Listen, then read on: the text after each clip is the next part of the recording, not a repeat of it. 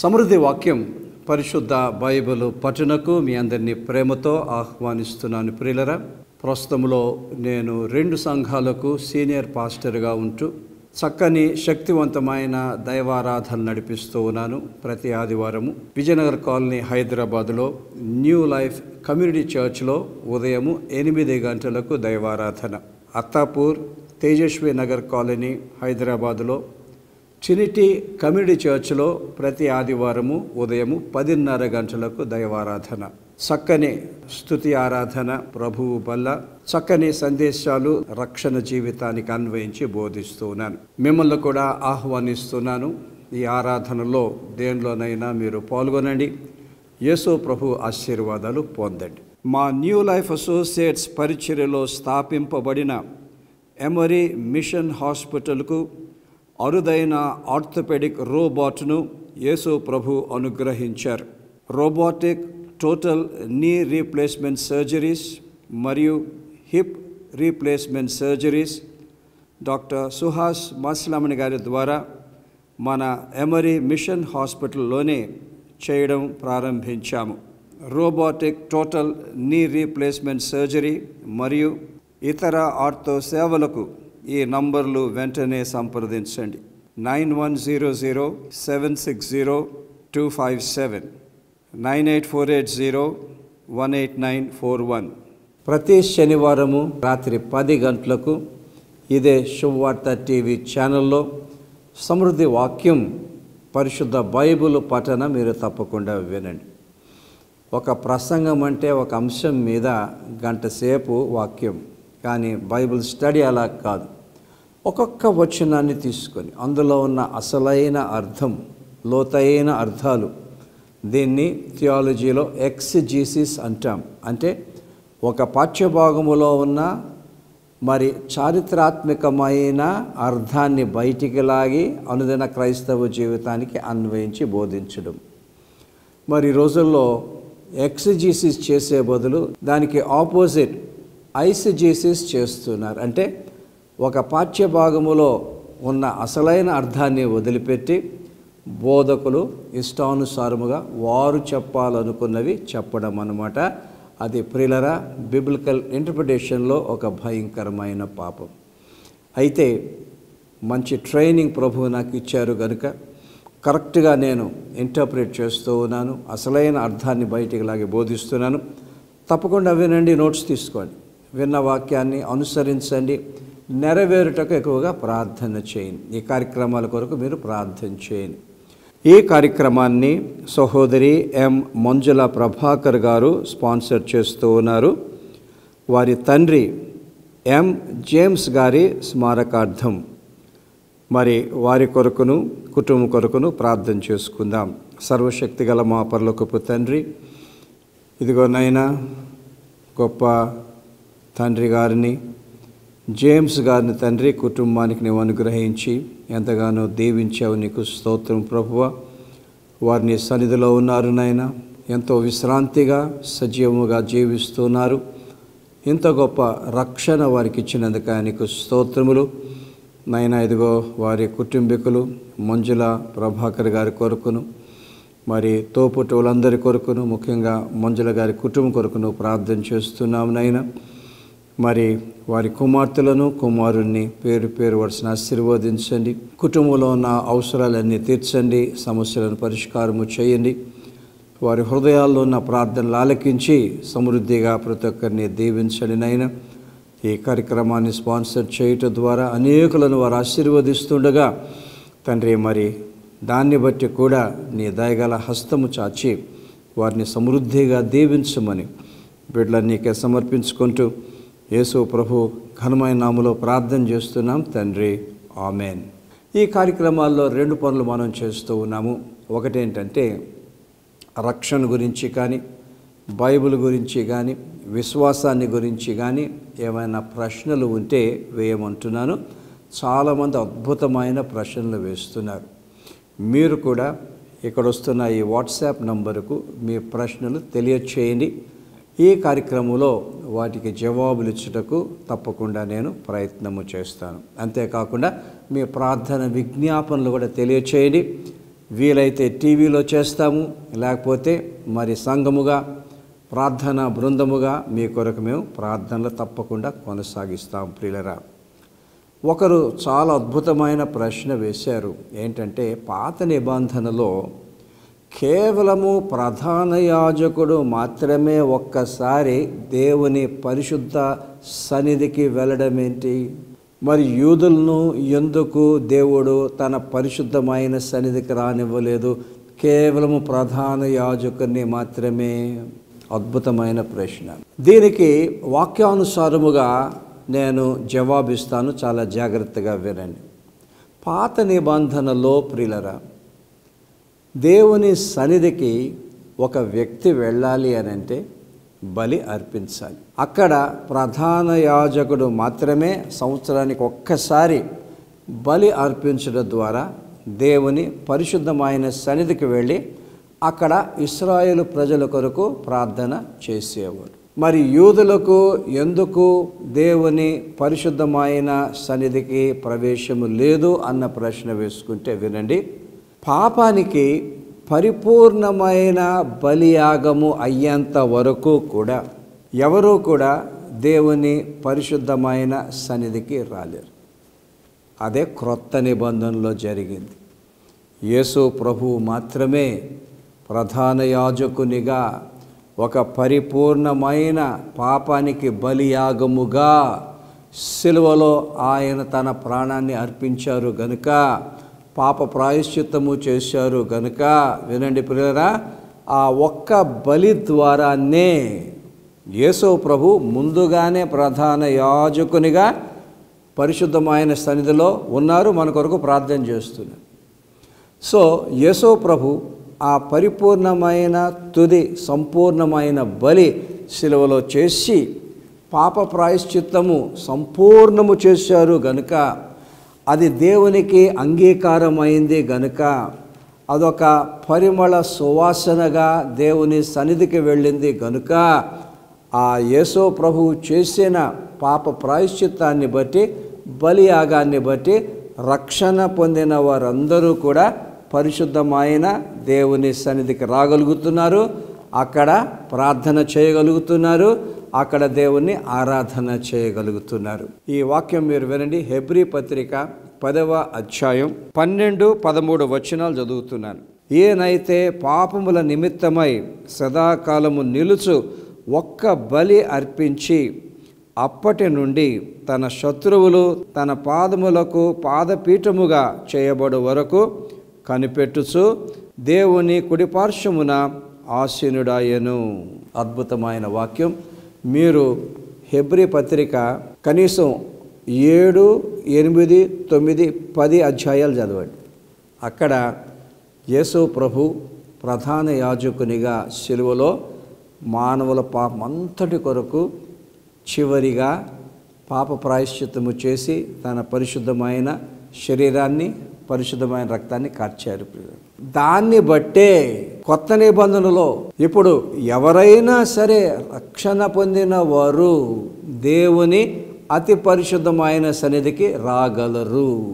ఎంత గొప్ప ఆధిక్యత అండి.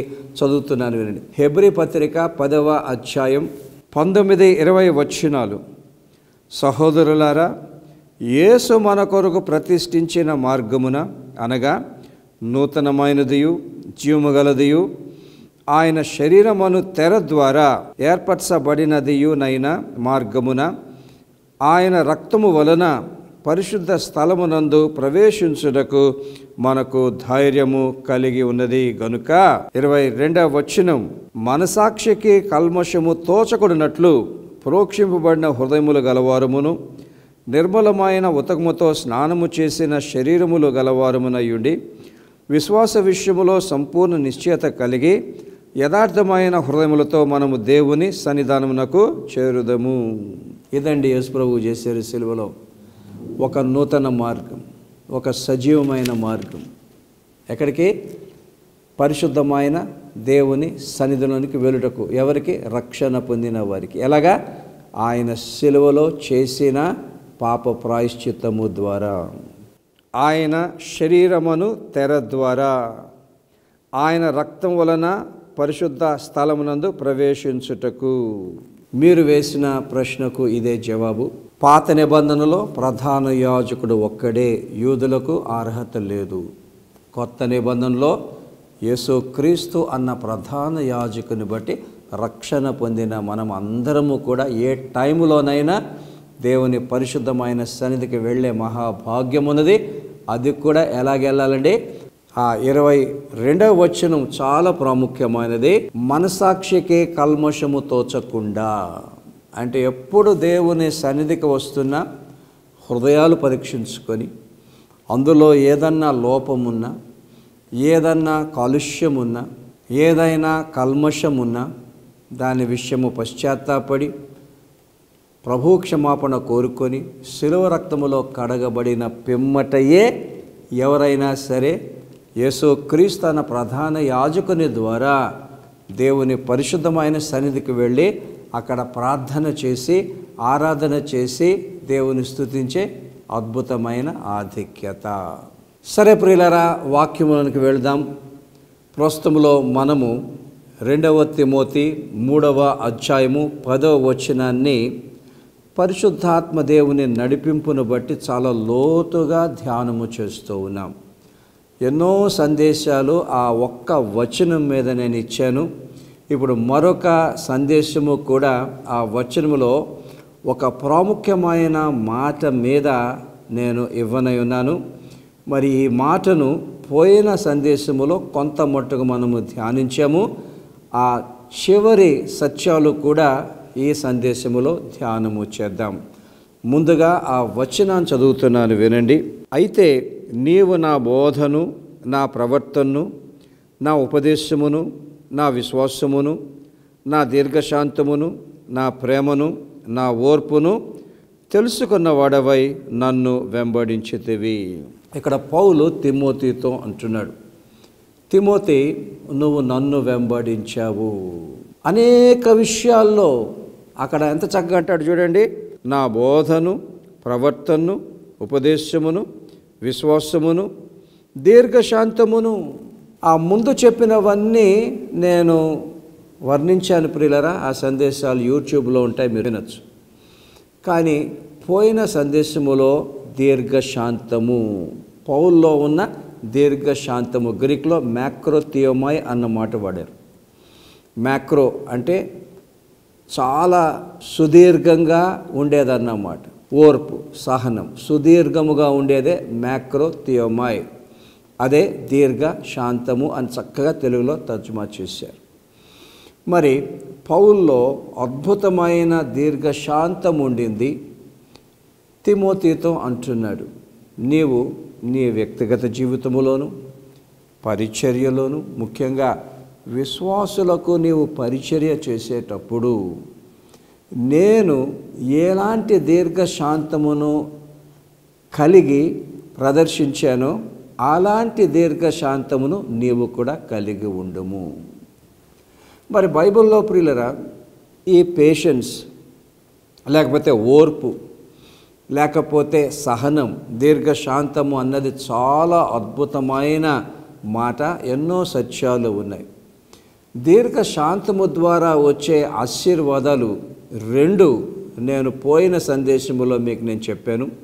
ఇప్పుడు మిగతా ఆశీర్వాదాలు నేను చాలా త్వరగా చెప్పడానికి ప్రయత్నము చేస్తాను, మీరు రాసుకోండి. ఇది మన లిస్టులో 3వది అవుద్ది. దేవుని వాక్యానుసారంగా ప్రియులరా, ఎప్పుడైతే మనము దీర్ఘశాంతము కలిగి ఉంటామో వినండి, దేవుని కనికరాన్ని పొందుతామట. యాకోబు 5:11 వచనం, సహించిన వారిని ధన్యులను కొనుచున్నాము కదా. మీరు యోబు యొక్క సహనమును గూర్చి వింటిరి. ఆయన ఎంతో జాలియు కనికరమును గలవాడని మీరు తెలుసుకొని ఉన్నారు. ఎంత అద్భుతమైన వచనం అండి. యోబు సహనము ద్వారా ధన్యుడయ్యాడు. యోబు జీవితం మనకు తెలుసు ప్రియులరా, భయంకరమైన శ్రమలు.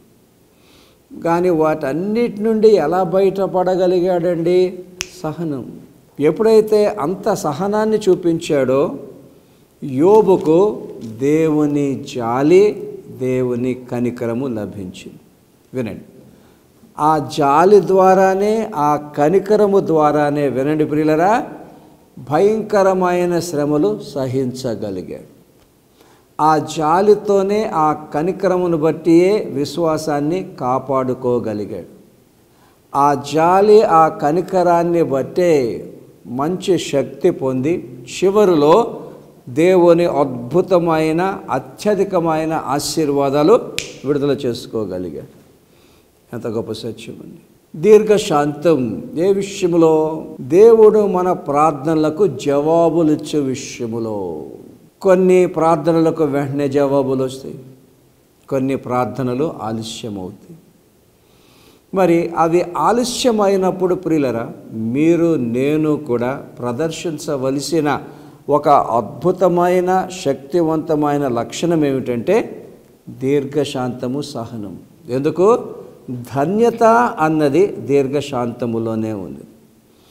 ఎప్పుడైతే ప్రార్థనలో మరి విశ్వాసాన్ని కోల్పోకుండా దృఢంగా మనము దేవుని సన్నిధిలో కనిపెడతామో మన ప్రార్థనలకు జవాబుల కోసం, ఏమవుద్దండి? వినండి ప్రియులరా, ఒకవైపేమో ఆ శ్రమలు తట్టుకోవడానికి దేవుని జాలి, కనికరం దొరుకుతుంది. అది లేకుండా జీవించడానికి కూడా దేవుని కృప దొరుకుతుంది. కానీ ఒకనాడు ఏమైపోతుంది? ఆ దీర్ఘశాంతం, ఆ సహనం అద్భుతముగా దేవుని జాలిని, కనికరాన్ని విడుదల చేసినప్పుడు దేని కొరకైతే ప్రార్థన చేస్తున్నామో ఆ ఆశీర్వాదం విడుదలైపోతుంది. ఊహించిన దానికంటే ఎన్నో రెట్లు దేవుని వచ్చేస్తుంది, యోబు జీవితంలో వచ్చినట్టు. సో ప్రభు మీతో మాట్లాడుతున్నారు. మీరు ప్రార్థన చేస్తున్నారు, పిల్లల కోసం చేస్తున్నారు, వివాహాల కోసం చేస్తున్నారు, స్వస్థత కొరకు చేస్తున్నారు, ఆధ్యాత్మిక ఎదుగుదల కోసం చేస్తున్నారు, పాప బంధకాల నుండి విడుదల కోసం ప్రార్థన చేస్తున్నారు, మానసికంగా అద్భుతమైన విడుదల కావాలని, ఆ మనసులో సంతోషము, శాంతి, సమాధానము కావాలని ప్రార్థన చేస్తున్నారు. అయితే కొంచెము ఆలస్యం అవుతున్నది. అయితే ఈ ఆలస్యములు ఏం చేద్దాం ప్రియులరా? సహనం, దీర్ఘశాంతం. అలాగే పట్టు విడకుండా ప్రార్థన చేద్దాం, అలాగే విశ్వాసముతో ప్రార్థన చేద్దాం, అలాగే యేసు ప్రభు నమ్ముకొని ప్రార్థనలు చేస్తూనే ఉందాం. సడన్గా మన సహనం అంట దేవుని జాలిని, కనికరాన్ని విడుదల చేసినప్పుడు ఆశీర్వాదము తప్పకుండా విడుదలవుతుంది. ఈరోజు కాకపోతే రేపు ప్రభువు దీవిస్తారు. ఓపికతో, సహనముతో మీ ప్రార్థనలు అలాగా కొనసాగిస్తూనే ఉండండి ప్రియులరా. 4వ ఆశీర్వాదము సహనం అంట ప్రియులరా, పరిశుద్ధాత్మ దేవుడిచ్చే ఐక్యతను విడుదల చెయ్యును. ఎఫెసీ పత్రిక 4వ అధ్యాయం. కాబట్టి మీరు సమాధానమును బంధము చేత ఆత్మ కలిగించు ఐక్యమును కాపాడుకొనుట యందు శ్రద్ధ కలిగిన వారై ప్రేమతో ఒకరిని ఒకడు సహించుచు. ఎంత మంచి లింక్ ఉందో చూసారు అక్కడ. ఎప్పుడైతే సంఘములోనైనా, కుటుంబంలోనైనా, వివాహములోనైనా, బాంధవ్యంలోనైనా ప్రేమతో ఒకరిని ఒకరు మనం సహిస్తామో ఏమవుద్దండి? పరిశుద్ధాత్మ దేవుడిచ్చే ఐక్యత విడుదలవుతుంది. ఎంత అద్భుతమైన సత్యం అండి. కుటుంబాల్లో ఐక్యత కావాలి, వివాహాల్లో ఐక్యత కావాలి, సంఘములో ఐక్యత కావాలి. ఎక్కడ అనైక్యత ఉంటుందో అక్కడ గలిబీలు ఉంటుంది ప్రియులారా. ఎక్కడ అనైక్యత ఉంటుందో రావాల్సిన ఆశీర్వాదాలు రావు. ఎక్కడ అనైక్యత ఉంటుందో సమస్యలు, కష్టాలు, ఇబ్బందులు, బంధకాలు ఎక్కువైపోతాయి. కానీ ఎక్కడ పరిశుద్ధాత్మ దేవుడిచ్చే ఐక్యత ఉంటుందో అక్కడ సమాధానం ఉంటుంది, అక్కడ శాంతి ఉంటుంది, అక్కడ ఆశీర్వాదాలు ఉంటాయి, అక్కడ నెమ్మది ఉంటుంది. జీవించదగిన జీవితాలు కుటుంబంలోను, వివాహాల్లోనూ, సంఘములోను మీరు నేను కలిగి ఉండగలుగుతాం. అది the unity of the spirit, the holy spirit. పరిశుద్ధాత్మ దేవుడిచ్చే అద్భుతమైన ఐక్యత అన్నమాట. అది పారమార్థిక ఐక్యత. అది వచ్చిందంటే ఆ ఇల్లే పరలోకం అయిపోతుందండి. ఒకరితో ఒకరు ఐక్యంగా ఉండుట. ఎప్పుడైతే ఐక్యంగా ఉంటామో ప్రియులరా, సైతాను శోధనలన్నీ వెళ్ళిపోతాయి. అయితే ఈ ఐక్యత ఎలాగొస్తుందండి? ఎంత చక్కగా పౌలు రాస్తున్నాడని, ప్రేమతో ఒకరిని ఒకరు సహించుచు. ఇక్కడ ప్రేమ ఎందుకు పెట్టాడండి? 1 కొరింథీ 13వ అధ్యాయం మీరు చూస్తే ప్రేమ దీర్ఘకాలము సహించును. ఈ దీర్ఘకాలపు సహనం ప్రియులారా ప్రేమ ద్వారానే రావాలి. ప్రేమ లేనిదే సహనం ఉండదండి. మీరు ఆలోచన చేయండి. చీటికి బాటికి చుర్రుమంటున్నాం, బుర్రుమంటున్నాం, తిట్టేస్తున్నాం, గసిరేసుకుంటున్నాం, కొట్టేస్తున్నారు అని అంటే ఆ వ్యక్తి ప్రేమలో పరిపక్వత ఇంకా పొందలేదన్నమాట. ఎప్పుడైతే ఆ ప్రేమలోనికి హృదయము మనసే రూపాంతరము చెందుద్దో ఆ మనసు ఆ హృదయం ప్రియులరా దీర్ఘశాంతముతో నింపబడుతుంది. It's a transformation of the heart into a tremendous patience through this wonderful experience called agape love. నిజమే, దేవుని ప్రేమలోనికి ఎంత ఎదుగుతామో అంతలోనికి దీర్ఘశాంతం వచ్చేస్తుంది. ఎంత చక్కగా ఉంది. సో ఏం చేద్దాం ప్రియులరా? ఎక్కువగా ప్రార్థన చేద్దాం. యేసు ప్రభువా, నన్ను నీ ప్రేమతో నింపు. సంఘముగా ప్రార్థన చేద్దాం. సంఘాన్ని నీ ప్రేమతో నింపు. భార్య భర్తలు ప్రేమతో నింపు. కుటుంబీకులందరూ ఏ ప్రేమ అండి? అగాపే ప్రేమతో నింపు. అది యేసు ప్రభు ప్రేమ అండి. అయితే ఇక్కడ వాక్యములో ఒక మంచి మాట ఉన్నదండి. రోమా 5:5 మీరు చూస్తే అగాపే ప్రేమతో మనల్ని నింపువాడు కూడా పరిశుద్ధాత్మ దేవుడు. ఎంత అద్భుతమో చూడండి. పరిశుద్ధాత్మ నింపుదల లేనివారు పరిశుద్ధాత్మ అనుగ్రహించే అగాపే ప్రేమతో నింపబడలేరు. అంత లింకు. ఉత్తగానే ఆశీర్వాదాలు ఇచ్చేసాము వెళ్ళిపోండి అంటారు. ఎక్కడి నుంచి వస్తాయండి? దీనికి ఒక పద్ధతి ఉన్నది కదా, వాక్యానుసారం ఉన్నది కదా, కొన్ని నియమాలు ఉన్నాయి కదా. మన హృదయాల్లో దేవుని ప్రేమను కుమ్మరించేవాడు పరిశుద్ధాత్మ దేవుడు. మళ్ళా ఆ పరిశుద్ధాత్మ దేవుడు ఆ ప్రేమను కుమ్మరింపాలంటే మనం పరిశుద్ధాత్మతో నింపబడాలి. పరిశుద్ధాత్మ అధికారము కిందకి రావాలి. పరిశుద్ధాత్మకు ప్రతిరోజు పశ్చాత్తాపంతో సమర్పించుకోవాలి. ఎప్పుడైతే మనలో ఉన్న పరిశుద్ధాత్మ దేవునికి పశ్చాత్తాపంతో సమర్పించుకుంటామో వినండి, పరిశుద్ధాత్మ దేవుడు మనల్ని తన కంట్రోల్కి తీసుకుంటాడు. అది నింపుదల అన్నమాట. ఆ నింపుదల వచ్చినప్పుడు పరిశుద్ధాత్మ దేవుడు ప్రేమతో నింపుతాడు. ప్రేమ వచ్చేసినప్పుడు సహనం వచ్చేస్తుంది. ఎప్పుడైతే సహనం వచ్చేస్తుందో ప్రియులరా, కుటుంబాల్లో, వివాహాల్లో, సంఘాల్లో, వ్యక్తిగత జీవితాల్లోనికి అద్భుతమైన ఐక్యత వచ్చేస్తుంది, పీస్ వచ్చేస్తుంది, సమాధానం వచ్చేస్తుంది. ప్రశాంతంగా జీవితాలు ముందుకెళ్ళిపోతాయి. సంతోషకరంగా ఉంటాయి, సంతృప్తికరంగా ఉంటాయి, ఆశీర్వాదకరంగా ఉంటాయి. దీర్ఘశాంతము ద్వారా వచ్చే 5వ ఆశీర్వాదం రాసుకోండి ప్రియులరా. అది క్రైస్తవ జీవితానికి సంపూర్ణతను అనుగ్రహించును. Patience gives perfection to the Christian life. యాకోబు 1వ అధ్యాయము 1-2 వచనాలు చదువుతున్నాను. నా సహోదరులారా, మీ విశ్వాసమునకు కలుగు పరీక్ష ఓర్పును పుట్టించునని ఎరిగి మీరు నానా విధములైన శోధనలో పడినప్పుడు అది మహా ఆనందమని ఎంచుకొనుడి. మీరు సంపూర్ణులను అనునాంగులను ఏ విషయములోనైనా కొదువలేని వారునై ఉండునట్లు ఓర్పు తన క్రియను కొనసాగింపనీయుడి. ఓర్పు ఏ విషయంలో? కాంటెక్స్ట్ని బట్టి శ్రమలు వస్తాయి, కష్టాలు వస్తాయి, ఇబ్బందులు వస్తాయి, శోధనలు వస్తాయి. వీటన్నిటిలో ప్రియులరా, రక్షణ జీవితములో మనము ఒక మంచి ఓర్పును, దీర్ఘశాంతమును, సహనమును ప్రదర్శించగలిగితే అదేమిస్తుందండి? మనకు క్రైస్తవ జీవితంలో సంపూర్ణతనిచ్చును, పరిపూర్ణతనిచ్చును. ఎంత గొప్ప సత్యం అండి ఇది. రక్షణ జీవితంలో ప్రియులరా, పరిపూర్ణతలో ఎదగాలండి. అన్ని విషయాల్లో, నైతిక జీవితం విషయంలో పరిపూర్ణత, ఆధ్యాత్మిక జీవం విషయంలో పరిపూర్ణత, కుటుంబాల్లో బాంధవ్యాలు ఒకరి పట్ల ఒకరు కనపరుచుకునే విషయంలో పరిపూర్ణత, పరిచర్యలో పరిపూర్ణత, ఇంకా అనేక రంగాల్లో పరిచర్యలో పరిపూర్ణత. ఎలాగొస్తుందండి? ఇక్కడ యాకోబు ఎంత గొప్పగా పరిశుద్ధాత్మ ఆవేశముతో రాస్తున్న మాటలు. ఓర్పు తన క్రియను కొనసాగింపనీయుడి. ఆ ఓర్పులో కొనసాగితే శ్రమల ద్వారా పరిపూర్ణత. ఆ ఓర్పులో కొనసాగితే ఆధ్యాత్మిక జీవితంలో, నైతిక జీవితంలో, బాంధవ్యాల్లో, పరిచర్యలో పరిపూర్ణత. ఆపోజిట్ చెప్పండి. ఎక్కడైతే సహనము కోల్పోతామో అక్కడ పర్ఫెక్షన్ రాదు.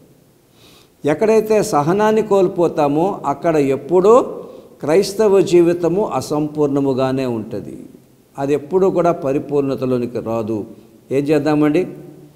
మనము సహనాన్ని వాడుకుందాం, సహనము కలిగి ఉందాం. జీవితంలో అన్ని విషయాల్లో, ముఖ్యంగా శ్రమల విషయంలో మీరు నేను అద్భుతమైన సహనాన్ని కనపరిచినప్పుడు ఆ అనుభవమే ఒక వ్యక్తిని ప్రియులరా పరిపూర్ణము చేస్తుంది. ఆ పరిపూర్ణతయే రక్షణలో ఉన్న ఆశీర్వాదాలన్నీ విడుదల చేస్తుంది. పోయిన వారము ఇచ్చిన సందేశానికి అద్భుతముగా జవాబులు రాశారండి ప్రశ్నలకు.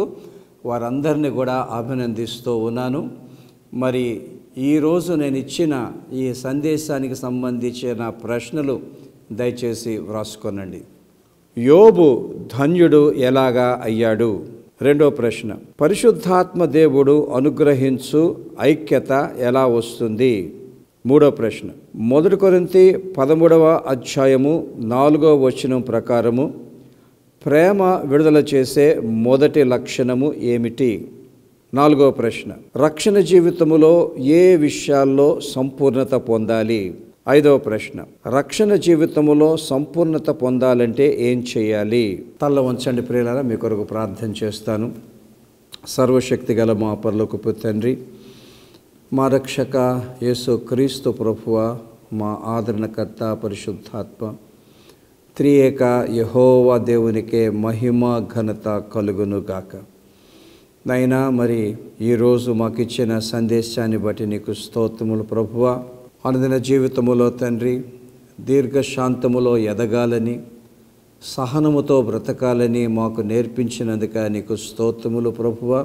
దీర్ఘశాంతము ద్వారానే ప్రభువా నీ జాలిని, ఓర్పును మేము పొందగలమని, దీర్ఘశాంతము ద్వారానే నైనా సంఘాల్లో, కుటుంబాల్లో ఐక్యత మేము కలిగి ఉండగలమని, ఓర్పు ద్వారానే ప్రభువా రక్షణ జీవితంలో సంపూర్ణత పొందగలమని మాకు బోధించినందుక నీకు స్తోత్రములు. ఇలాంటి ఓర్పును తండ్రి మరి నీ ప్రేమ ద్వారా మాకు అనుగ్రహించమని, మా మనసులను, మా హృదయాలను ప్రేమ ద్వారా నీ ఓర్పులోనికి మార్చి ఈ అద్భుతమైన ఆశీర్వాదాలు వ్యక్తిగతంగా, కుటుంబాలుగా, సంఘముగా అనుగ్రహించమని ప్రార్థన చేస్తున్నాం. నీ వాక్యమైన బిడ్డలందరినీ మీరు దీవించండి నైనా. ఎవరు ఏ సమస్యల్లో, కష్టాల్లో, బంధకాల్లో ఉన్నారో వారిని విడిపించండి తండ్రి. హృదయాల్లో ఎన్నో ప్రార్థనలు ఉంటున్నాయి ప్రభువా. నీ కనికరాన్ని బట్టి ప్రతి ప్రార్థన ఆలకించి నీ బిడ్డలను శారీరకంగా, మానసికంగా, ఆధ్యాత్మికంగా సమృద్ధిగా ఆశీర్వదించమని, సమృద్ధి వాక్యం కార్యక్రమాలను మీరు దీవించండి. విన్న నీ బిడ్డలను ఆశీర్వదించండి. నీ దాసునైన నన్ను నీ సేవలు ఇంకా అనేక రీతులుగా వాడుకొనమని, ప్రపంచమంతటా జరుగుతున్న నీ సేవను దీవించండి. నీ విశ్వాసులను, నీ సేవకులను, మా దేశ ప్రజలను, దేశాన్ని సైతం ఆశీర్వదించమని ఈ ప్రార్థన మా ప్రభువైన యేసు క్రీస్తు పేరిట అడుగుతున్నాము తండ్రి, ఆమెన్. మా నాన్నగారు ప్రసంగ చక్రవర్తి మాసిలామణి గారు ప్రారంభించిన కాపరి అన్న మాసపత్రిక నేటికి కూడా కొనసాగుతూ ఉన్నది. అద్భుతమైన పత్రిక. నాన్నగారి సందేశాలు, నా సందేశాలు, ఇతర దైవ సేవకుల సందేశాలు మాత్రమే ఉంటాయి ఇందులో. అది ప్రతి కుటుంబం తెప్పించుకోవాలి. ఇక్కడ వస్తున్న అడ్రస్కు మీరు ఆ సాలు చందా పంపించి అడ్రస్ మాకు తెలియచేసినట్లయితే ప్రతి నెల కూడా కాపరి పత్రిక మీకు వస్తుంది. అది మీరు చదవండి. విశ్వాసములో, ఆధ్యాత్మిక జీవితంలో అద్భుతముగా ఎదగండి. ప్రియులారా, ప్రస్తుతము నేను 5 భాషల్లో టెలివిజన్లో కార్యక్రమాలు ఇస్తూ ఉన్నాను. English, Telugu, Malayalam, Hindi and Tamil. చాలా ఖర్చుతో కూడింది. నాకు సహాయం చేయండి. శ్రేష్టమైన సందేశాలు, వాక్యానుసారమైన సందేశాలు యేసు క్రీస్తు నేను బోధిస్తున్నాను. మరి కార్యక్రమాలు పెంపొందించుటకు, కార్యక్రమాల కొరకు నా కొరకు ప్రార్థన చేయండి. ఎవరైనా ఒక కార్యక్రమాన్ని స్పాన్సర్ చేయాలంటే కూడా ఇక్కడ వస్తున్న నంబర్ కాల్ చేసి స్పాన్సర్ చేయండి. మీ కానుకలు పంపించుటకు ఇక్కడ వస్తున్న క్యూఆర్ కోడ్ మీరు మీ సెల్ ఫోన్స్లో ఆ ఫోటో తీసుకోండి, దాని ద్వారా సునాయాసంగా పంపించగలుగుతారు. ఆన్లైన్లో పంపాలంటే ఇక్కడ వస్తున్న సమాచారము దయచేసి మీరు నోట్ చేసుకోండి. ఆన్లైన్లో కూడా కానుకలు పంపించవచ్చు. ఎవరైనా మనీ ఆర్డర్ పంపాలా లేకపోతే చెక్కు పంపాలి అని అంటే ఇక్కడ వస్తున్న అడ్రస్ మీరు నోట్ చేసుకొని దానికి మీరు పంపించవలసిందిగా కోరుతూ ఉన్నాను ప్రియులరా. మరి ఈ చివరి దినాల్లో నిజమైన సువార్త, యేసు ప్రభువును, ఆయన రక్షణను, ఆయన శిష్యరికాన్ని బోధించడం కన్నా వేరొక ఆశీర్వాదం ఇంకోటి ఉండదు. మరి ఆ రకంగా ఈ కార్యక్రమాల్లో మీరు పాల్గొన్నందుకు యేసు ప్రభు మిమ్మును మీ కుటుంబాన్ని సమృద్ధిగా ఆశీర్వదిస్తారు. ఆశీర్వాదం చెప్తున్నాను. ఇప్పుడు మన తండ్రి అయిన దేవుని ప్రేమ, ప్రభు అయిన యేసుక్రీస్తు కృప, పరిశుద్ధాత్మ దేవుని అన్యోన్య సహవాసం వాక్యం విన్న వారందరికీ, సమృద్ధి వాక్యం కార్యక్రమాలకి, ప్రభు సేవంతటికి సదాకాలము తోడుగొనుగాక. ఆమేన్.